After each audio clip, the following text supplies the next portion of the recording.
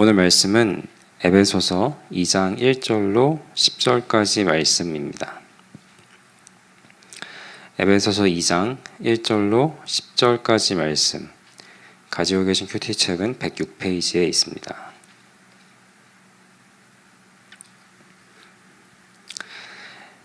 에베소서 2장 1절로 10절까지의 말씀, 저와 한 절씩 교독하시겠습니다. 그는 허물과 죄로 죽었던 너희를 살리셨도다. 그때 너희는 그 가운데서 행하여 이 세상 풍조를 따르고 공중의 권세 잡은 자를 따랐으니 곧 지금 불순종의 아들들 가운데서 역사하는 영이라. 전에는 우리도 다 그 가운데서 우리 육체의 욕심을 따라 지내며 육체와 마음에 원하는 것을 하여 다른 이들과 같이 본질상 진노의 자녀이었더니 긍휼이 풍성하신 하나님이 우리를 사랑하신 그 큰 사랑을 인하여 허물로 죽은 우리를 그리스도와 함께 살리셨고 너희는 은혜로 구원을 받은 것이라. 또 함께 일으키사 그리스도 예수 안에서 함께 하늘에 앉히시니 이는 그리스도 예수 안에서 우리에게 자비하심으로써 그 은혜의 지극히 풍성함을 오는 여러 세대에 나타내려 하심이라. 너희는 그 은혜에 의하여 믿음으로 말미암아 구원을 받았으니 이것은 너희에게서 난 것이 아니요 하나님의 선물이라. 행위에서 난 것이 아니니 이는 누구든지 자랑하지 못하게 함이라. 우리는 그가 만드신 바라 그리스도 예수 안에서 선한 일을 위하여 지으심을 받은 자니 이 일은 하나님이 전에 예비하사 우리로 그 가운데서 행하게 하려 하심이니라. 아멘.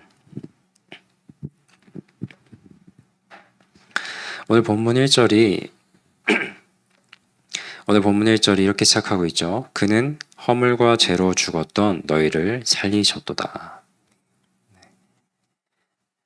여기서 이 살리셨도다라는 말이 이 성경 원문을 보면 사실은 없습니다. 이것은 우리의 이해를 돕기 위해서 덧붙여진 것이에요. 그러니까 이 1절을 그대로 우리가 살리셨도다를 빼고 직역하게 되면 너희는 허물과 죄로 죽어 있었다, 이렇게 우리가 이해할 수 있습니다. 그런데 여기서 너희가 허물과 죄로 죽어 있었다라고 쓰여져 있어서 그럼 우리가 죽었던 게 우리의 허물과 죄 때문에 죽었구나 라고 이렇게 이해할 수가 있는데, 사실 이 부분도 정말 그대로 직역을 하게 되면 이렇게 됩니다. 허물과 죄 안에서 너희가 죽어 있었다, 이렇게 됩니다. 이 허물과 죄 안에서 너희가 죽어 있었다. 이 안에서라고 해서 이 공간적인 개념을 사용하여서 이 바울 사도가 이 1절을 말씀하고 계세요. 이 허물과 죄 안에서, 이 허물과 죄 가운데서 너희가 죽어 있었다, 이런 의미이고요.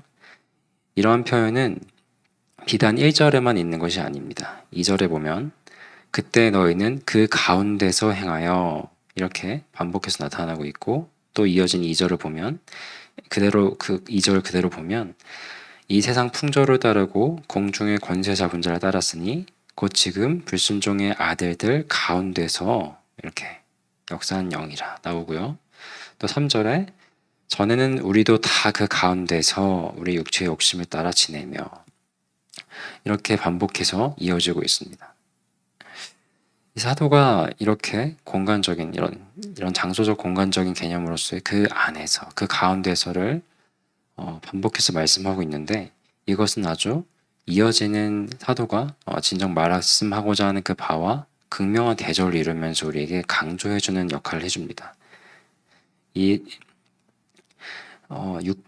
그래서 우리가 뒷부분에 있는 6절에 보면 이렇게 나오는 말씀이 있어요. 바로 그리스도 예수 안에서, 그죠? 6절에 또 함께 일으키사 그리스도 예수 안에서, 이렇게 대조를 보여주세요. 그리고 또 7절에 보면 이는 그리스도 예수 안에서, 그렇죠? 그리고 또 마지막 10절에 보면 우리는 그가 만드신 바라 그리스도 예수 안에서, 이렇게 분명한 대조를 보여주고 있는 것을 우리가 볼 수가 있습니다.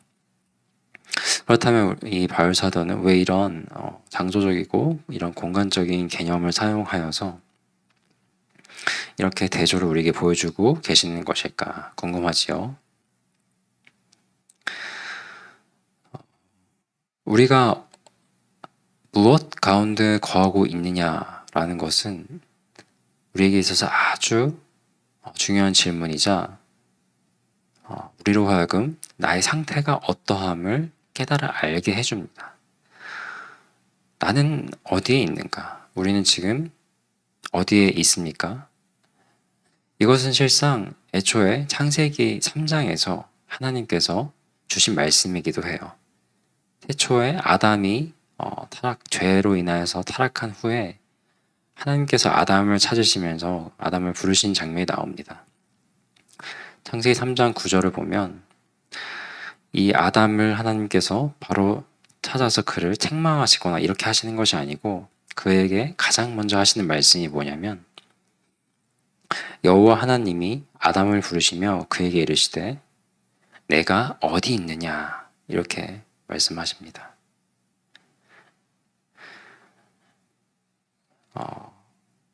이 본질적인 질문 앞에서 아담은 스스로의 그 죄악됨 가운데 거하고 있는 것을 증명하는 그의 죄의 모습을 나타내게 됩니다.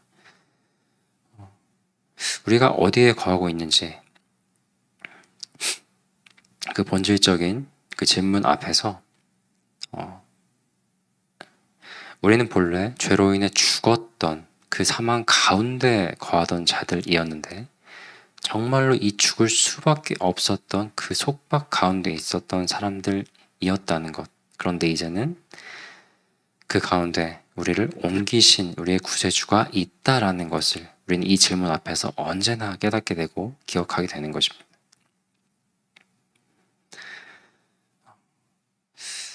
우리가 때때로 살아갈 때 나는 지금 나의 현 주소는 어디 있는지, 나는 지금 어디 가운데 거하며 살아가고 있는지를 때때로 묵상하시면 좋겠습니다. 여러분이 지금 살아가는 이 일상과 그 살아가시는 그 모든 삶 가운데 어디에 거하고 계십니까? 그것이 필경 죽음에 이르게 하는 죄악되고 사망 가운데 있는 그런 길 가운데 거하고 계시다고 한다면 그로부터 벗어나서 그리스도 예수 안에 거하시는 저와 여러분 되시기를 축원드립니다. 그런데 실상 우리는 더 이상 그 본질적인 죽음 가운데 거하지 않게 되었습니다. 하나님께서 우리를 그리스도 예수 안으로 그 안으로 우리를 옮겨주셨기 때문이죠.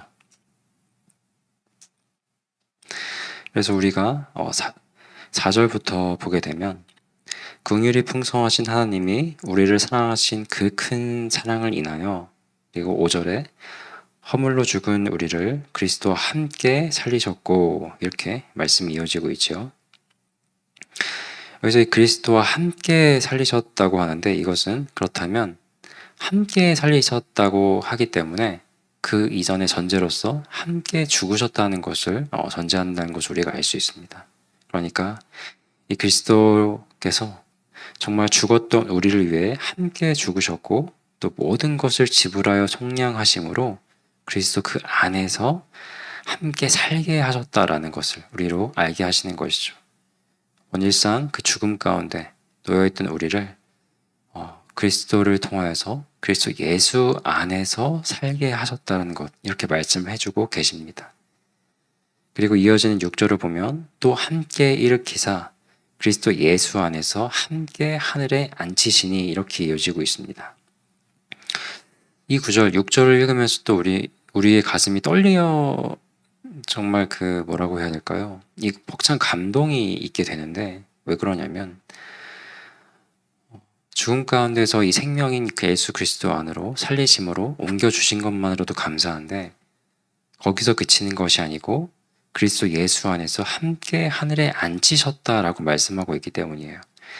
이 함께 앉히셨다라고 하는 것은 어제 이 큐티 본문 말씀 가운데 있는 그러니까 1장 에베소서 1장 20절 21절에 보면 우리가 더 그 뜻을 알기 더 좋습니다.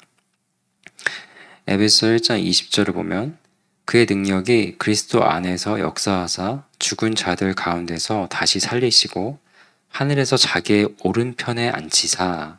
그리고 21절에 모든 통치와 권세와 능력과 주권과 이 세상뿐 아니라 오는 세상에 일컫는 모든 이름 위에 뛰어나게 하시고, 이렇게 나와 있습니다. 다시 오늘 본문인 6절 말씀을 보면 그리스도 예수 안에서 우리를 함께 하늘에 앉히셨다고 말씀하십니다. 그렇다면 이 앉히신 것은 뭐냐?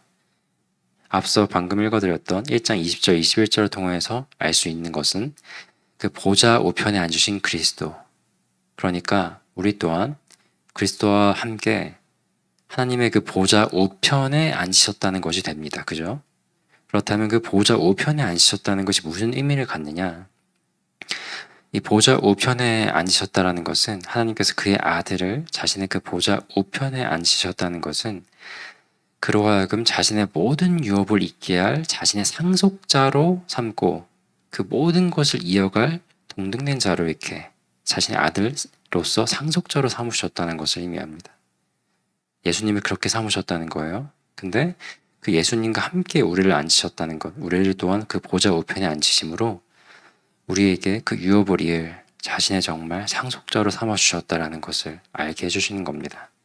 그래서 단순히 구원해 주시고 우리를 살리셨다는 것뿐만이 아니라 우리에게 그 자신의 유업을 잊게 하실 그 모든 복과 그 모든 은혜를 잊게 하실 자녀로 삼아주셨다는 것을 확증하는, 또한 다시금 우리에게 기억하게 하는 그런 말씀이기 때문에 이 6절 말씀이 참 깊은 감동이 있는 것입니다. 그러니까 우리가 살아갈 때 나는 어떤 사람일까? 나는 뭐라고 해야 될까요? 참 내가 나 자신을 볼 때 많이 부족하고 참 뭐 그렇게 잘하는 것도 없는 것 같고 내가 이 신앙생활은 제대로 하고 있는 건지, 그리고 내가 반복된 어떤 죄악들 가운데 거할 때 참 실망스럽고 좌절이 찾아오기도 하고 그런 순간들이 많이 있으실 것입니다. 그러나 그때마다 나는 이제 본질상 정말 그 죄와 사망 가운데 놓여 있어서 완전히 그냥 죽은 그런 존재가 아니라는 것과 더불어서 나를 살리시고 나를 예수 그리스도 안에 거하게 하셔서 살리시고 게다가 거기서 나아가서는 참 나라는 이런 존재를 정말 주님 하나님이 자녀 삼아 주셔서 자신의 유업을 이을 하나님의 복된 그 백성으로서 삼아 주셨다라는 것을 항시 기억하시면서 그 가운데 힘을 얻으시고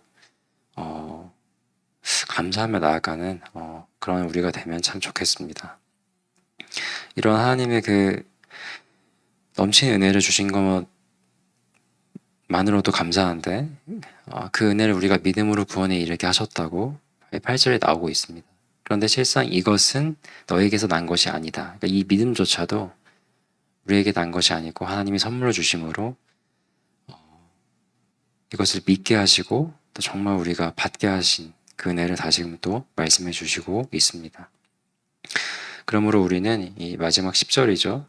그리스도 예수 안에서 선한 일을 위하여 지으신 받은 만큼 우리가 그 가운데서 이 선하게 행하며 살아가야 할 것인데, 우리에게 있어서 이 선한 일이란 우리에게 베푸신 이 모든 하나님의 그 사랑과 은혜를 인정하고 기억하고 그것을 전하고 선포하며 하나님을 드러내며 살아가는 것, 그것이 곧 우리의 선한 일이 될 것입니다.